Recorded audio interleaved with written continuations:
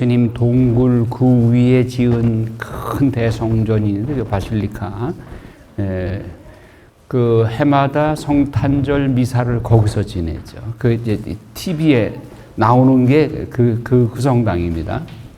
그러니까 밑에 지하에 동굴 예수님이 탄생하신 동굴이 있고 그 위에 바실리카를 세웠는데 출입문이 아주 특징적인 것이 출입문이 한 사람씩 고개를 숙이고 들어가야 할 만큼 문이 작아요. 이렇게 조그마해요. 왜 작을까요?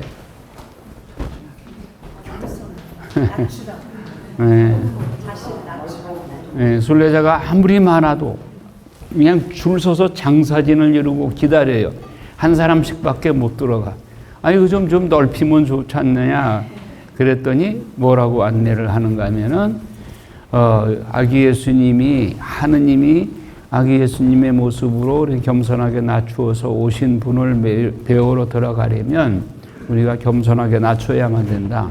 또 동굴에 들어갈 때는 고개를 숙여야만 들어갈 수 있죠. 그러니까 아기 예수님을 만나기 위해서는 우리도 그렇게 겸손해져야 된다. 그거예요. 여러분도 다 그렇게 살아야 되죠. 하느님이 기뻐하시는 삶, 하느님께 영광 돌리는 삶. 그 나이가 들수록 우리가 어떻게 하면 하느님을 기쁘게 해드리고 하느님께 영광을 드릴까? 이 생각으로 무르익어야 되죠. 내가 하느님 믿어서 뭐 잘되고 그러는 것보다 이제는 하느님을 어떻게 하면 기쁘게 해드리고 하느님께 영광을 드릴까? 이 생각밖에 없어요. 그래야 되죠, 여러분도. 나만 그러는 게 아니라 여러분들 그렇게 살아야지. 그러니까 우리가 뭐 넘어질 때 많고 잘하려고 하다가도 뭐 넘어질 때 많잖아요. 하지만 그렇게 우리가 약한 존재라는 걸 예수님이 너무 잘 아시죠. 아시기 때문에 넘어지도 실망하지 말아야 돼요. 다만 예수님은 내가 그분을 사랑하는 것보다 더 큰 사랑으로 우리를 사랑하기 때문에 넘어져도 붙잡아 주시고 일으켜 주신다. 그래서 스티븐슨이 그런 얘기했잖아요. 자기가 그 어떤 환상을 보았는데 자기 일생이 이렇게 파노라마처럼 동영상으로 스쳐 지나가는데 예수님이 내 손을 잡고 나란히 걸어가신 두 발자국이 있었는데 중간에 한 발자국이 사라지고 발자국 하나밖에 없는 거예요. 그러니까 자기 인생을 돌아보니까 그때가 가장 괴롭고 힘든 때였어. 그래서 예수님한테 항의를 해서 예수님, 내가 이렇게 힘든 때 예수님 어디 가셨느냐고. 그랬더니 예수님이 뭐라고 하시냐면 네가 더 이상 걷질 못하고 넘어져 있기 때문에 내가 너를 업고 걸어갔다. 그러니까 그 발자국은 네 발자국이 아니라 내 발자국이다.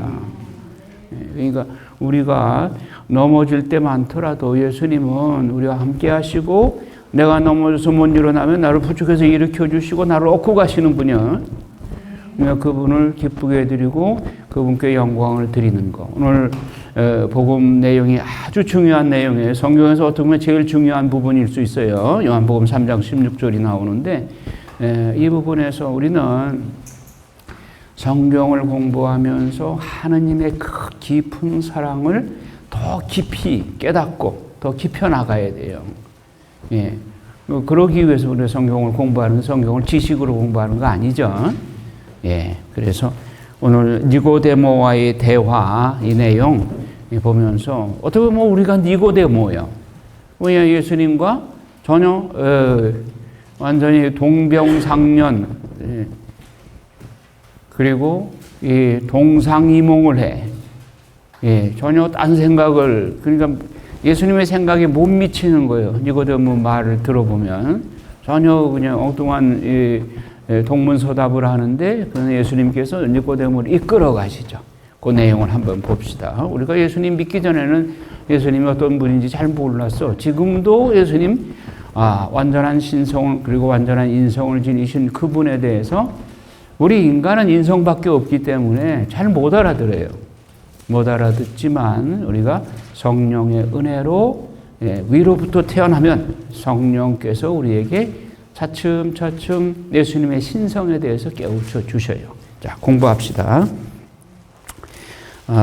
성경 그 3장 1절부터 읽겠습니다. 여러분 이게 렉시오 디비나이기 때문에 마음으로 읽어야 돼요. 그리고 여러분 일주일 동안 다음 주에 공부할 내용을 매일 아침에 눈 뜨자마자 밝은 정신으로 성경을 그 에피소드를 조용히 기도하는 마음으로 읽으셔. 일주일 동안. 그러면 성경이 훤히 그 내용이 머리에 감이 잡히죠. 그럴 뿐만 아니라 성령께서 아주 왕성하게 활동을 하셔요. 성령께서 깨우침을 주셔요. 자, 3장 1절에서 조금 깁니다만은 31절까지 같이 기도하는 마음으로 읽겠습니다. 바리사이 가운데 니고데모라는 사람이 있었다. 그는 유다인들의 최고의회 의원이었다. 그 사람이 밖에 예수님께 와서 말하였다. 스승님, 저희는 스승님이 하느님에게서 오신 스승이심을 알고 있습니다.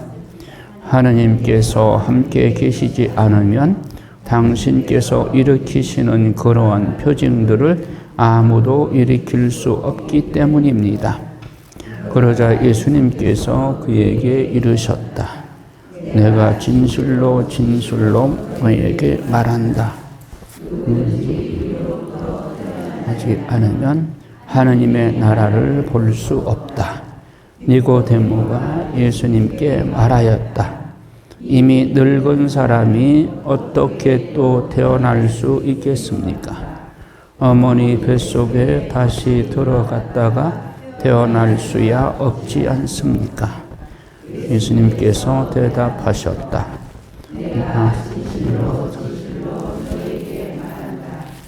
누구든지 물과 성령으로 태어나지 않으면 하나님 나라에 들어갈 수 없다. 육에서 태어난 것은 육이고 영에서 태어난 것은 영이다. 너희는 위로부터 태어나야 한다. 내가 말하였다고 놀라지 마라. 바람은 불고 싶은 대로 분다. 너는 그 소리를 들어도 어디에서 와 어디로 가는지 모른다. 영에서 태어난 이도 다 이와 같다. 니고데모가 예수님께 어떻게 이루어질 수 있습니까? 하자 예수님께서 그에게 대답하셨다. 너는 이스라엘의 스승이면서 그런 것도 모르느냐? 내가 진실로 진실로 너에게 말한다. 우리는 우리가 아는 것을 말하고 본 것을 증언한다. 그러나 너희는 우리의 증언을 받아들이지 않는다. 내가 세상 일을 말하여도 너희가 믿지 않는데 하물며 하늘 일을 말하면 어찌 믿겠느냐. 하늘에서 내려온 이 곧 사람의 아들 하늘로 올라간 이가 없다. 모세가 광야에서 뱀을 들어 올린 것처럼 사람의 아들도 들어 올려져야 한다. 믿는 사람은 누구나 사람의 아들 안에서 영원한 생명을 얻게 하려는 것이다.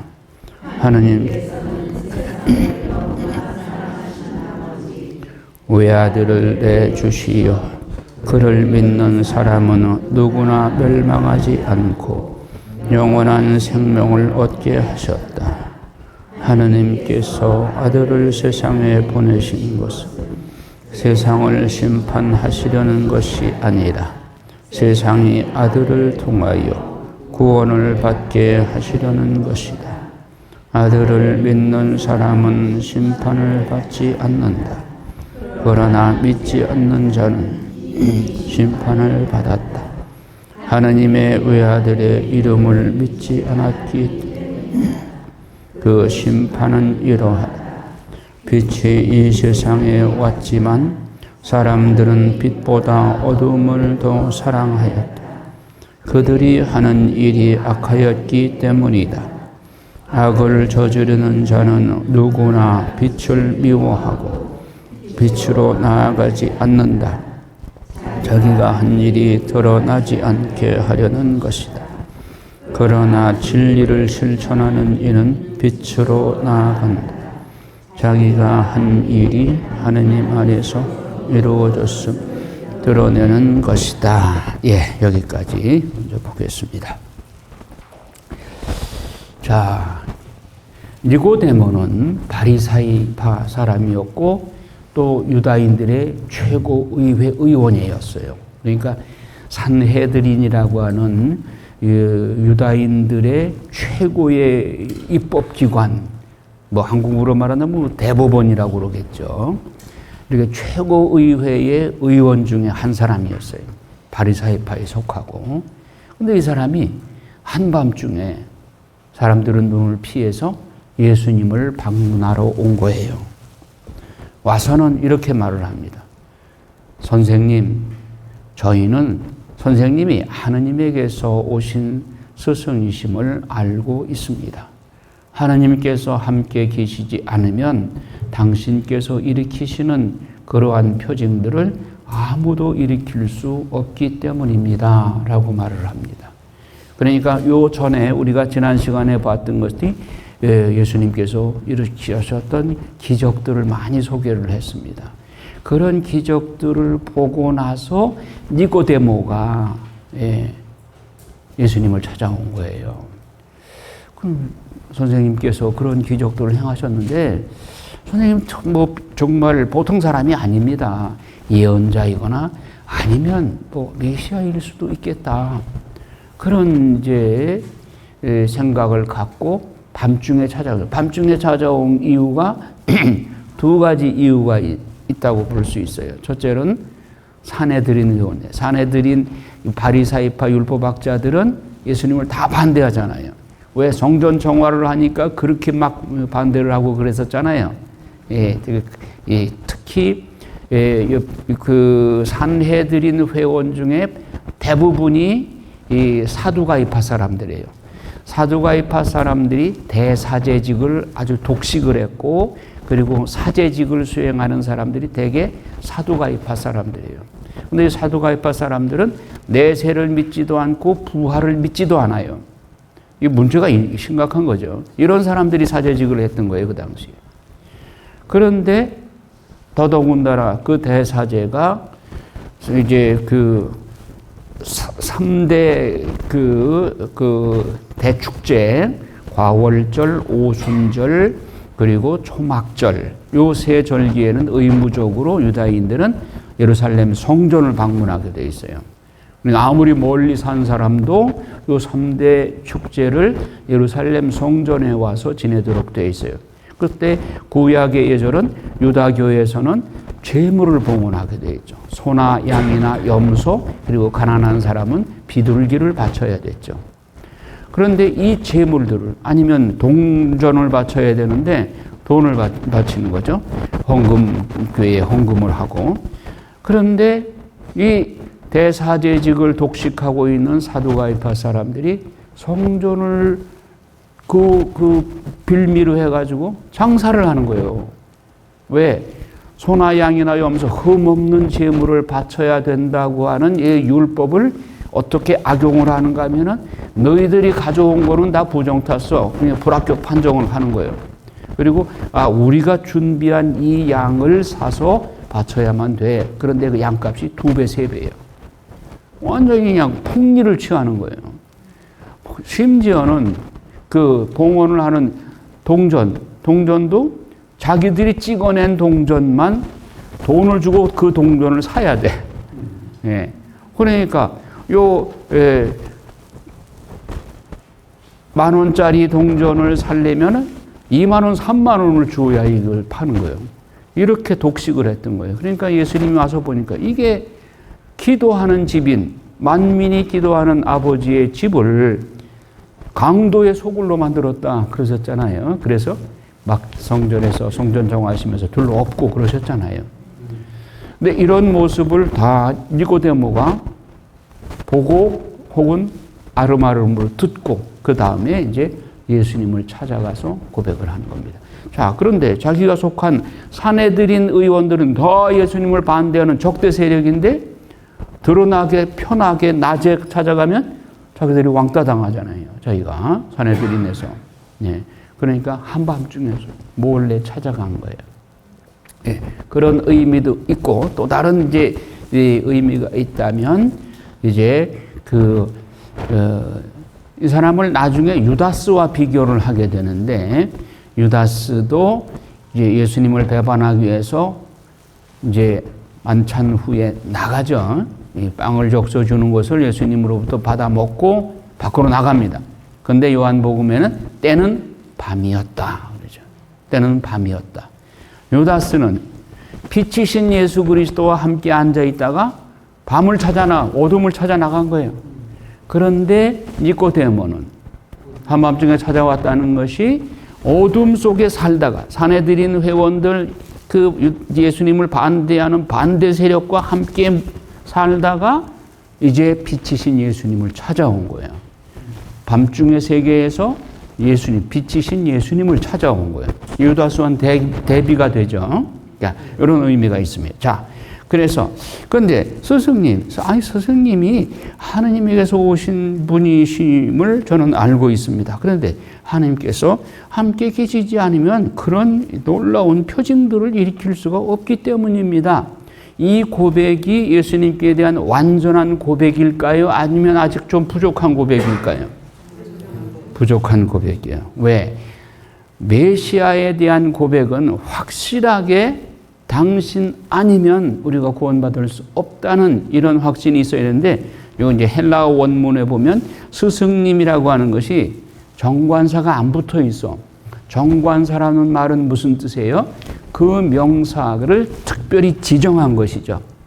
그러면 이 니고데모는 예수님을 보고 그저 여러 스승들 중에 한 분이라고 생각한 거예요. 그러니까 정관사가 안 붙었어요. 그 스승님, 한국말로 번역을 구태여 한다면 그 스승님이라고 딱 지정을 해야 되는 거죠. 우리는 여러 스승들 중에 한 분으로 예수님을 믿습니까? 아니면은 예수님 아니면 천국 갈 수가 없기 때문에 그 예수님만을 믿습니까? 네. 우리는 정관사가 붙은 예수님을 믿는 거예요. 그래서 예수님께서 나를 통하지 않고는 아버지께 갈 수 없다. 여러분, 요즘 종교다원주의, 이게 유행합니다. 그래서 너희도 구원 있고, 우리도 구원 있고. 그러니까 하나님께로 가는 방법은 여러 가지인데, 그 중에 하나가 가톨릭이다. 이런 위험성을 우리가 종교다원주의에서 우리는 이런 위험에 빠져서는 안 되는 것이죠. 종교 간의 대화는 필요하지만, 그러나 하나님께 갈 수 있는 구원의 유일한 길은 예수 그리스도를 통해서밖에 없다. 부처님을 위해서 마음의 틀을 통해서 갈 수가 없는 거예요. 왜? 그들과 종교 간의 대화는 나눠야 되겠지만, 그러나 구세주는 예수 그리스도 한 분뿐이다. 이거를 우리가 잊지 말아야 되는 거예요. 그러니까 니고데모도 여러 스승들 중에 한 분으로 생각을 한 거예요. 그러니까 아직 미흡합니다. 그러면 니고데모가 후에 요한복음 19장 가서 보면은 예수님이 돌아가신 후에 예수님의 시신에 뿌릴 향료를 들고 가죠. 그때 이미 이제 니고데모는 신앙이 그만큼 성장해서 이제 예수님께 대한 신앙 고백을 거기서 하는 겁니다. 우리도 처음에 예수님 몰랐을 때는 그냥 예수님이 남들이 그저 구세주라고 그러니까 여러 훌륭한 스승들 중에 한 분인가 보다 하는 정도로만 알고 있었죠. 그런데 이제 니고데모가 신앙이 성장해서 예수님의 충직한 제자가 되듯이 우리도 점차적으로 영적인 성장을 통해서 예수 그리스도께 대한 완전하고 확실한 신앙 고백을 하게 되는 것이죠. 자, 그러면 봅시다. 자, 그러자 예수님께서 누구든지 위로부터 태어나지 않으면 하느님의 나라를 볼 수 없다고 말씀하십니다. 위로부터 태어난다. 이 말을 니고데모가 못 알아들어요. 여러분들은 알아들어요? 여러분들은 알아듣기에 충분할 만큼 공부를 했죠. 예, 벌써 뭐 여러분들 중에 5학년, 6학년도 있고, 예, 졸업생도 있고 그렇잖아요. 그러니까 이제 예수님이 유일한 구세주이시다 하는 것을 알고 있습니다. 자, 예수님은 가나의 혼인잔치에서 새로운 시대가 왔음을 상징적으로 보여주었죠. 뭐예요? 물이 포도주로 변하는 거로. 물은 율법주의 세계관, 구원관. 그런데 포도주는 예수 그리스도를 통한 새로운 믿음의 구원관, 영원한 생명에 이르는 예수 그리스도를 통한 새로운 구원관으로 율법주의에서 바뀐 것이죠. 이것이 가나의 혼인잔치에서 상징적으로 보여주었죠.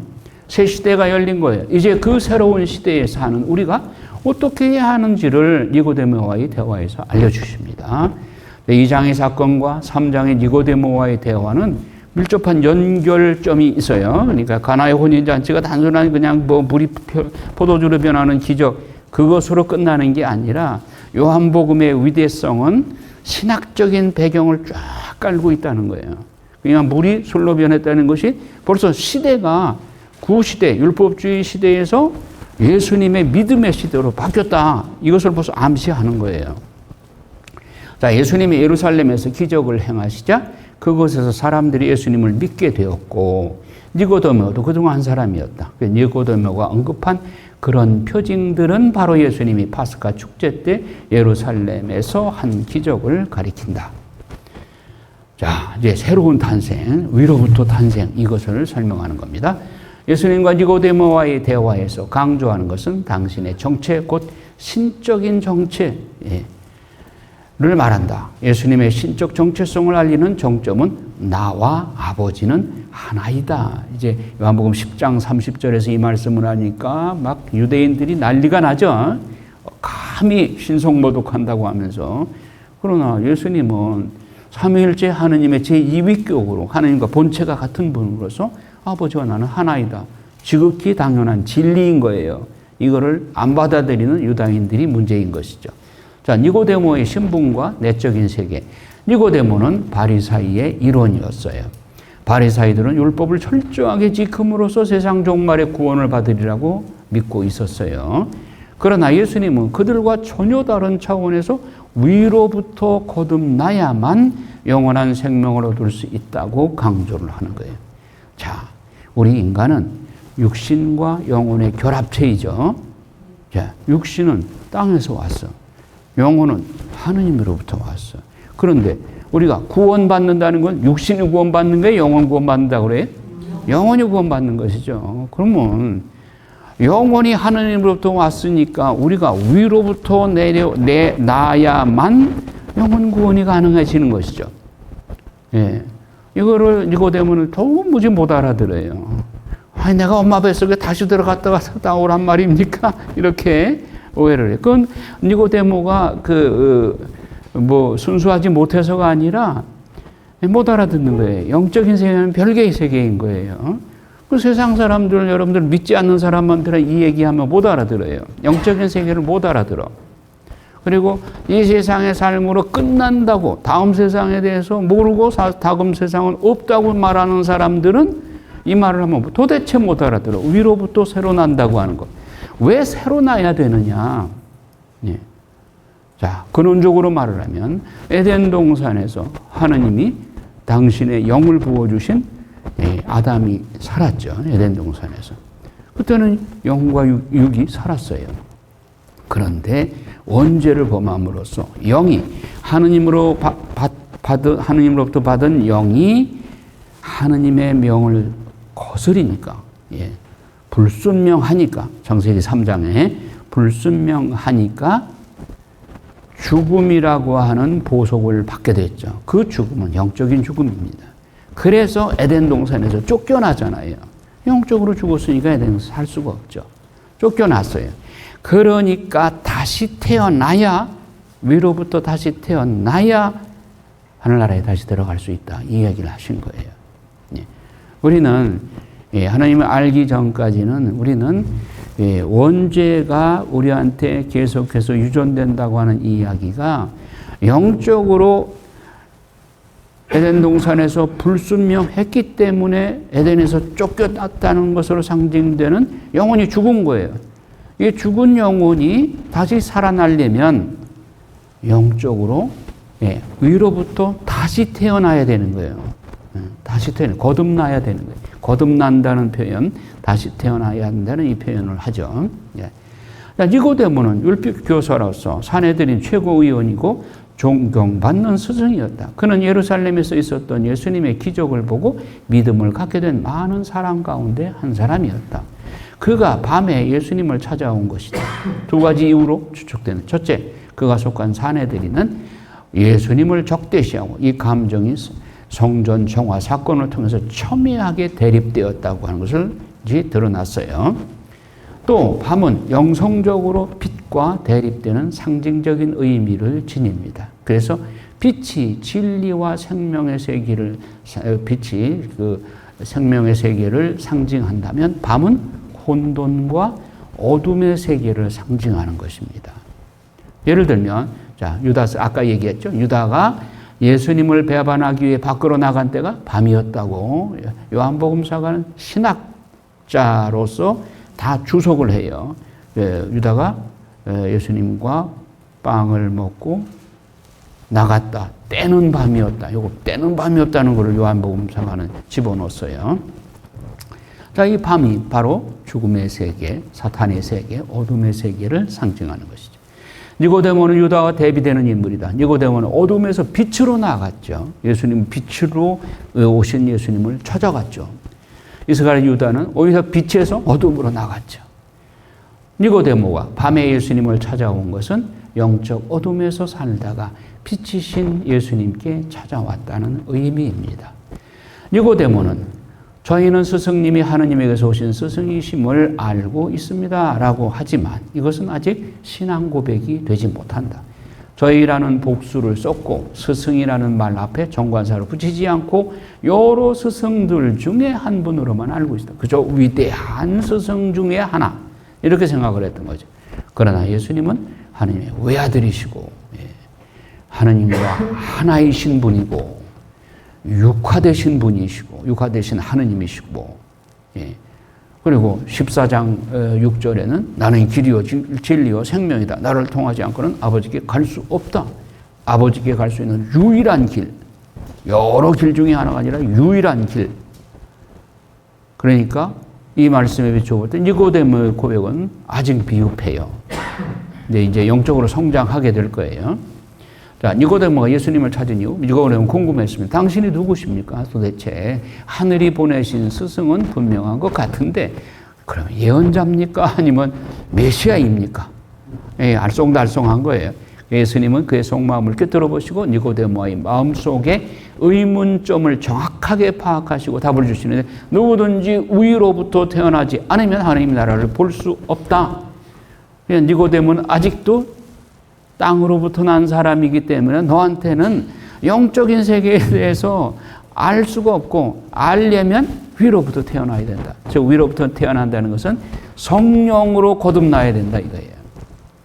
자, 율법 행위로 하나님 나라에 들어갈 수 있다고 주장하는 구약의 이론들 그리고 바리사이들, 율법학자들 그들의 믿음이 이제 위로부터 다시 태어난다. 즉 성령으로 다시 태어남으로써 들어갈 수 있다는 신약의 믿음으로 대치되는 것이다. 즉 율법주의가 믿음의 세계로 넘어가는 거예요. 지금 율법주의가 예수 그리스도를 통한 믿음의 세계로 대치되는 겁니다.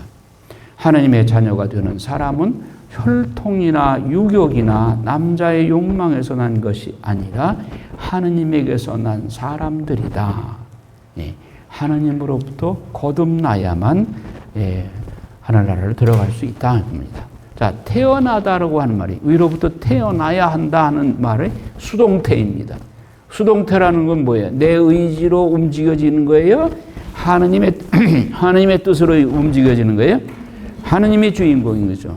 주어는 하느님인 거예요. 나는 그 하느님의 의지에 계획에 따라서 움직여지는 거예요. 그래서 위로부터 태어나지다라는 의미. 그래서 하느님이 이루시는 것입니다. 하느님의 구원 계획 안에서 내가 거듭나야 된다. 태어나져야 된다. 이겁니다.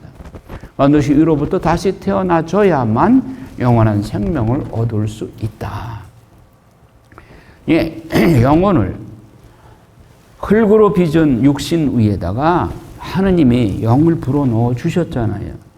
그런데 그걸 인간의 불순명으로 그 영을 죽여버렸어. 그러니 어떻게 돼? 하나님으로부터 다시 받아야 될 거 아니야. 같은 하느님이신 성령님으로부터 우리가 다시 태어나야 되는 거예요. 우리가 하느님한테 나한테 생명 다시 내어놓으셔 하고 주장할 권리가 있어요? 없어요. 그러니까 하느님이 우리에게 다시 성령으로 생명을 주시는 것은 그분의 어디까지나 은사이고 은총인 거예요. 은총, 그라시아가 원래 공짜라는 뜻이야. 돈 주고 산 거 아니에요. 우리의 영원한 생명 돈 주고 사는 게 아니라 공짜예요, 공짜. 그라시아예요. 네. 그래서 은총은 위로부터 오는 거예요. 네. 자, 여기에 3장 7절에 아까 읽은 너희는 위로부터 태어나야 한다. 반드시 가로치고 반드시 위로부터 태어나야 한다. 여기 헬라어 원본에는 데이라는 단어를 썼어요. 반드시 뭐뭐 해야 된다. 영어의 must, ought to. 반드시 위로부터 태어나야만 한다. 이게 헬라어는 데이라고 그래요. 자, 위로부터 다시 태어나지는 길 외에는 다른 방법이 없다는 것이다.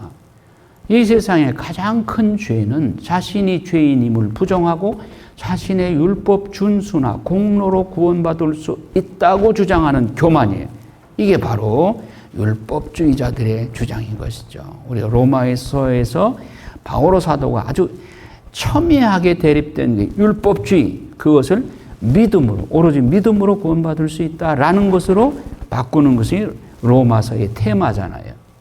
그러니까 유다인들은, 바리사이들, 율법학자들은 우리는 율법을 잘 지킴으로써 구원받을 수 있다. 그걸 철저하게 주장을 해요. 지금도 유다교는 그거예요. 그러나 율법을 우리가 잘 알다시피 다 지킬 수 있어요? 지킬 수도 없을 뿐만 아니라 율법만으로 우리가 지킨다고 해서 구원받을 수 없는 거예요. 자, 율법은 왜 필요한 건가? 예수님이 오시기 전에 한시법으로 이러이러한 것이 죄다. 그러니까 죄를 피하라는 뜻으로 율법을 주신 것이지. 한시법이에요. 한시법 아시나? 예. 일정한 기간 내만 임시조치법이야. 임시조치법. 예수님이 오시기 전까지 임시조치법으로 주신 것이 율법이에요. 그런데 그 율법만을 지킴으로써 구원받을 수 있다고 자만하고 교만했던 것이 이 율법학자들, 바리사이들인 거예요. 겸손은 자신의 힘으로는 구원받을 수 없고 오직 위로부터 성령으로 다시 태어나야만 영원한 생명을 얻을 수 있다는 것을 고백하는 것이다. 우리가 우리 자신을 돌아봐도 우리가 우리 힘으로 혹은 율법을 지킴으로써 받으려고 노력을 해봤지만 안 되잖아요. 우리가 율법은 다 지킬 수도 없고 또 그것만으로 내가 구원받을 수 없다고 하는 것을 너무나도 솔직하게 고백하지 않을 수가 없어요. 그래서 구원이라고 하는 것은 영원한 생명은 하느님의 은총으로만 가능하다. 위로부터 태어나야만 된다. 즉 성령으로 거듭나야만 된다. 위리네에서 6월달과 11월달에 1년에 2차례 성령 세미나를 하는 이유는 성령을 받지 못하면 도대체 이 말을 못 알아들어. 그런가 보다 하다가 그냥 잊어버리고 말아. 성령을 받아야만 말씀이 확실하게 내 안에 들어오고 그리고 하느님 중심으로 삶이 바뀌어요. 삶의 태도를 바뀌어요. 본질적으로 바뀌는 거예요. 얼굴만 이렇게 화장하고 해가지고 그럴싸하게 고치는 게 아니라 근본을 바꿔야 돼, 근본을. 우리가 근본이 바뀌지 않고는 윤리 도덕으로 구원받는 거 아닙니다. 나중에 또 얘기하겠습니다만은, 예. 하나님 나라에 들어가는 것은 오로지 하느님이 주시는 은총으로만, 그라시아라고만 가능하다. 구원은 개인적으로 주님을 영접하고 위로부터 다시 태어나는 사람한테만 주어지는 거예요. 예. 자, 하느님은 예수 그리스도를 통해서 모든 사람을 다 구원하고, 한 사람도 빼지 말고 다 구원하고 싶어. 하느님께서는, 하느님의 의지는 모든 영혼을 다 구원하고 싶어요. 그런데 하느님께서는 인간에게 자유의지를 주셨어. 자유를 주셨기 때문에 그 하느님의 구원 의지를 받아들이는 사람만 구원받을 수 있어요. 거부하는 사람은 하느님도 어쩔 수가 없어. 아니, 천국을 만들어 놓고 천국 들어가라 그렇게 해도 막무가내로 거절하고 안 가려고 하는 사람, 하느님도 어쩔 수가 없어. 하느님은 아주 신사예요. 가기 싫다는 사람 억지로 끌고 가지 않으셔. 천국 가기 싫다는 사람 억지로 끌고 가지 않으셔. 지옥 문 앞에까지도 예수님은 따라가셔. 지금도 늦지 않다. 네가 돌아서기만 해라. 회개하고 하나님의 자비를 믿고 용서 청하기만 해라. 네 죄가 아무리 크더라도 네가 회개하고 돌아서기만 하면 나의 자비는 네 죄보다 훨씬 크다. 그러니 너는 구원받을 수 있다. 그런데 지옥 문 앞까지도 예수님은 따라가셔. 그런데 문 속으로 쏙 들어가 버리면 뭐 예수님은 지옥 문 안에 들어가서 억지로 그 영혼들 끌어내지는 않으셔. 자, 구원은 개인적으로 주님을 영접하는 사람에게만 주어지는 겁니다. 그러니까 성찬의 전례에서 성혈 축성을 할 때 나는 많은 사람의 구원을 위하여 흘리는 피다. 이 성작을 들고 축성하면서 많은 사람의 구원을 위하여 흘릴 피다라고 하죠. 예전에는 모든 사람을 위하여 흘릴 피다 그랬는데 하느님의 의지는 모든 사람을 구원하는 거예요. 그러나 인간이 하느님을 거부하기 때문에 인간이 하느님의 구원을 거부하는 사람은 어쩔 수가 없는 거예요. 그러니까 그 중에서 하느님을 받아들이는 영혼들, 그 많은 사람의 위해서 흘리는 피인 것이죠. 시간이 다 돼서 아쉽지만 이렇게 하고 지금 다음 시간에 10번부터 하겠습니다.